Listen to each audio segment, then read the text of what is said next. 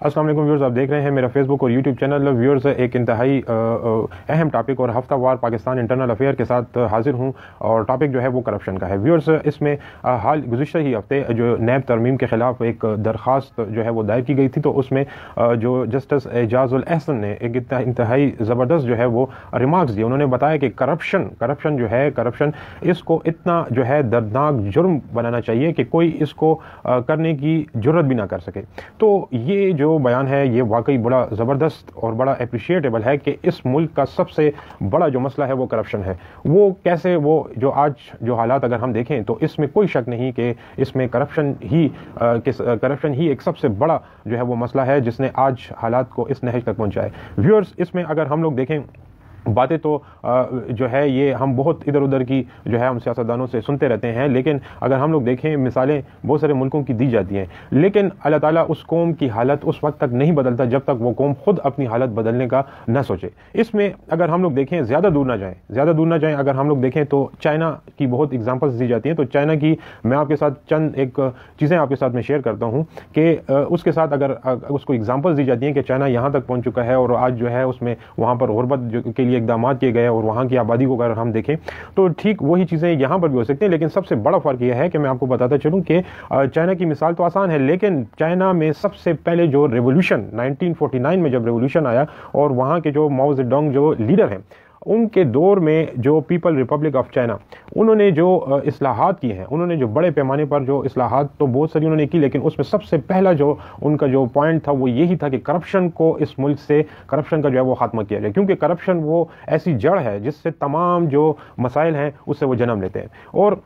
इसमें अगर हम लोग देखें, एक 1947 में पाकिस्तान आज़ाद होता है, 1949 में चाइना में जो चाइनीज़ जो रेवोल्यूशन जिसको हम लोग कह सकते हैं कि जो आता है, तो उसके बाद जो कम्युनिस्ट जो लीडर हैं उनकी सरबराही में 1949 को आप कंपेयर करें एज़ कम्पेयर टू पाकिस्तान, तो आप हालात देख सकते हैं कि चाइना कहाँ पर है। तो एक तो ये चीज़ बड़ी अहम है। अब यही जो तसलसल है वो 1949 से शुरू हुआ है और अभी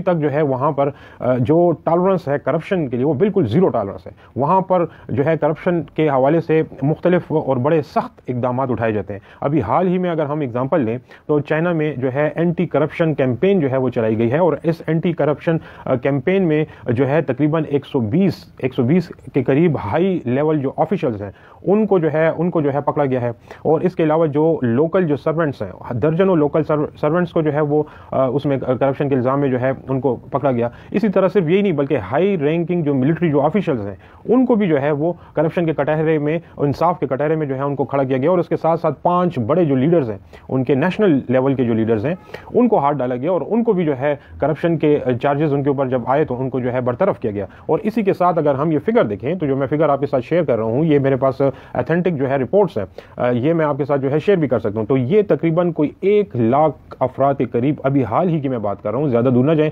1 लाख अफराद को जो है करप्शन के चार्जेस को जो है उनके ऊपर जब लगे तो उनको जो है उनकी सीटों से हटाया गया और उनको जो है कड़ी और सख्त सज़ाएं जो है उनको सख्त सज़ाएं जो है वो दी गई। इसमें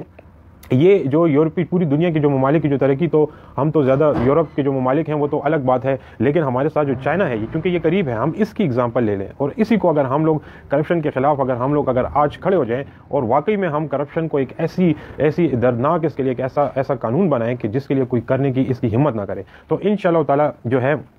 ये इसमें हमारी भलाई होगी। और इंशाअल्लाह ताला चाहे जितनी भी आगे जो हमारी जो तरक्की है, चाहे वो XYZ जो भी पार्टी आती है, जब तक उसका करप्शन के ख़िलाफ़ जो है ठोस इकदाम नहीं है, कोई प्लान नहीं है, प्रोसीजर नहीं है, तो हमारे पास जो है आगे तरक्की का कोई चांस या ऐसी अगर हम लोग कहें कि हमारी हालत जो है वो बदल जाएगी एकदम से, जो कहते हैं ना वो जादू की छड़ी से, तो ऐसा नहीं होने वाला। जब तक जो है हमने बहैसियत कौम इसका जो फैसला करना है कि वाकई जो है ये करप्शन एक लानत है, इसके ख़िलाफ़ जो है इकदाम न उठाएं, तब तक जो है इसके साथ साथ इसके ठोस इकदाम हों, तभी जो है हमारी तरक्की मुमकिन होगी।